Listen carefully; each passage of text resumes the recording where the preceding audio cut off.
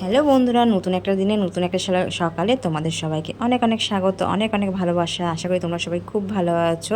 তো আজকে আমরা চলে গেছিলাম গোবর্ধন। বার্সানার পরে যেটা মানে বার্সানা একদিকে, গোবর্ধন একদিকে। তো বার্সানা তো আমরা আগে ঘুরে নিয়েছি, আজকে যাচ্ছি গোবর্ধন ঘুরতে। তো আমাদের হোটেলের ওখান থেকে বাসে করে আমরা যাচ্ছি।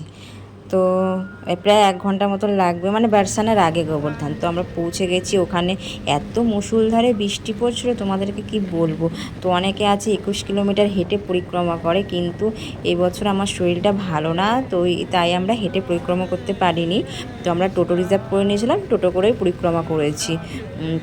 তো হেঁটে যতটা তুমি ভালোভাবে পরিক্রমা করতে পারবে, টোটোতে তো সবাই মানে সেরকমভাবে ঘোরাবে না তোমাকে। 21 কিলোমিটার পুরো হয়তো ওনারা ঘোরায় না। প্রথম থেকে যে মন্দির দর্শন করা ওইটা করে, লাস্টে যে মন্দির দর্শন করে পরিক্রমা কমপ্লিট করতে হয় সেইটা আমরা করেছি, কিন্তু সব মন্দির আমাদের ঘোরায়নি। তো রাধারানী আবার যখন আমাদের ডাকবেন তখন আমরা আবার যাব। তখন ইচ্ছা আছে 21 কিলোমিটার হেঁটে পরিক্রমা করব, খুবই ইচ্ছা আছে। কিন্তু এবারে শরীরটা এতটাই খারাপ ছিল আর এতটা আমার পায়ে আর কোমরে ব্যথা ছিল বলে আর হাঁটা হয়নি। তো টোটোতে যতটা পেরেছি ততটা ঘুরেছি। আর তোমরা দেখতেই পাচ্ছ এত মুষলধারে বৃষ্টি পড়ছে যে বাইরেটা পুরো মানে সাদা, মানে কিছু দেখা যাচ্ছে না, পুরো সাদা মানে ধোঁয়াটে হয়ে গেছে একদম। পুরো মেঘলা মেঘলা ওয়েদার। অনেকে হেঁটে পরিক্রমা করছে, অনেক বয়স্ক মানুষরাও হেঁটে পরিক্রমা করছে। তো আমারও খুব মন থেকে ইচ্ছা ছিল হেঁটে পরিক্রমা করতে, কিন্তু সত্যি এবারে আমি পারিনি। ইচ্ছা আছে যে একবার ঠিক করব আমি হেঁটে পরিক্রমা।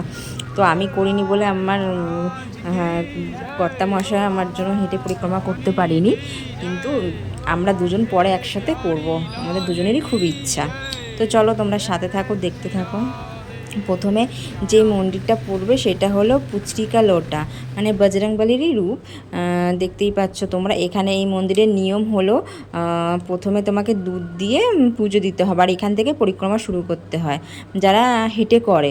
একটা আছে 21 কিলোমিটার পরিক্রমা করতে হয়, একটা হলো 11 কিলোমিটার, এরকমই হবে। কারণ যারা পারে না সব মানে বেশি পরিক্রমা করতে, তারা 11 কিলোমিটার করে। শোনা কথা আর কি, মানে শুনেছি সবার মুখে। তো এই মন্দিরে দেখেছো পুচরিকালোটা মন্দিরে পুজো দিয়ে, তারপর রাধাকৃষ্ণ আছে এখানে। তোমার দাদাভাই দুধ এনে দিয়েছিলো, দুধ দিয়ে আমরা পুজো দিয়ে তারপর আমরা বেরিয়েছিলাম অন্য মন্দিরের উদ্দেশ্যে। বিশাল বাইরে বিশাল জোরে বৃষ্টি পড়ছিল, আর এই মন্দিরটা এসে খুবই ভালো লেগেছে। তোমরা গেলে সবাই অবশ্যই যেও। তো তারপর আমরা চলে এসেছি গিরিরাজ পর্বতে, এখানেও দর্শন করে নিয়েছি। যেটা আমাদের কৃষ্ণ হাতে তুলেছিল না ছোটোবেলায়, গোবর্ধন পর্বত, সেটাই আর কি গিরিরাজ পর্বত আর কি বলে যেটাকে। সেটা দেখে এখন তারপরে আমরা যাব অন্য মন্দিরে। তো চলো এর পরপর আমরা কোথায় কোথায় ঘুরছি তোমাদের দেখিয়ে দেবো। দেখতেই পাচ্ছ আমার হাতে ছাতা, আর কারণ বিশাল বৃষ্টি হচ্ছিল বাইরে। তো এরপরে আমরা চলে এসেছিলাম আর একটা মন্দিরে, কারণ সব মন্দিরে না ফটো অ্যালাউ করছে না, যেন তোমাদের দেখাতে পারিনি। এইটা হলো রাধাকুণ্ড। রাধাকুণ্ড আর শ্যামকুণ্ড পাশাপাশি। যেহেতু অটো করে বললাম, তো টোটো রিজার্ভ করে ঘুরেছিলাম বলে তোমাদের ভালো করে দেখাতে পারিনি, সব কিছু পরিক্রমা হয়নি। আর মুষলধারে বৃষ্টি পড়ছিলো বলে আর কি সেরকমভাবে কিছুই দেখাতে পারিনি। তো তোমরা দেখে নাও। তো এইটা আর একটা মন্দিরের বাইরে, মানে পাশে, ওখানে ফটো তোলা অ্যালাউ ছিল না বলে তুলিনি। এটা হলো গিরিরাজ পর্বত, কত বড় দেখেছো, বিশাল বড়, তাই তোমাদের ফটো তুলেই দেখিয়ে দিলাম। আর সবার শেষে হলো এই মন্দিরটা, যেখানে পরিক্রমা করে 21 কিলোমিটার এই মন্দির দর্শন করে এখানেই সবাই স্নান করে পরিক্রমা কমপ্লিট করে।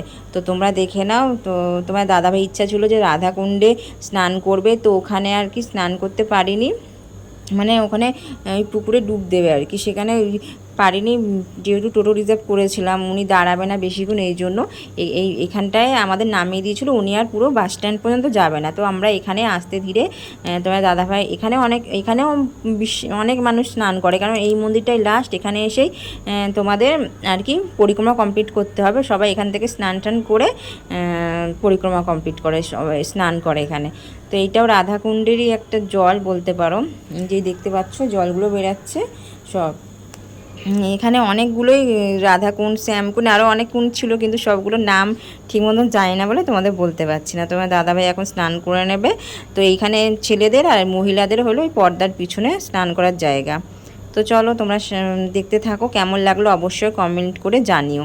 তো এই মন্দিরে ফটো তোলা অ্যালাউ ছিল বলে তোমাদের এই মন্দিরটা আমি দেখাতে পেরেছি, সব মন্দিরে ফটো তুলতে দিচ্ছিল না, তাই আর ফটো তুলতে পারিনি।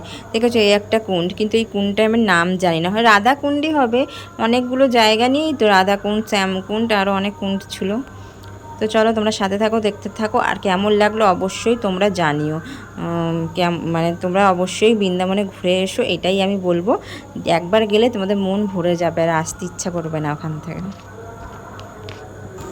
আর আজকে বৃষ্টি পড়ছিল বলে অনেকটা ফাঁকা ছিল, আর যারা হেঁটে হেঁটে পরিক্রমা করছে ওনারা অনেক ভোরবেলা থেকে পরিক্রমা শুরু করে, আমরাও গেছিলাম অনেকটা ভোরবেলা, তাও আমরা টোটো করে ঘুরেছিলাম বলে মানে তাড়াতাড়ি হয়ে গেছিলো।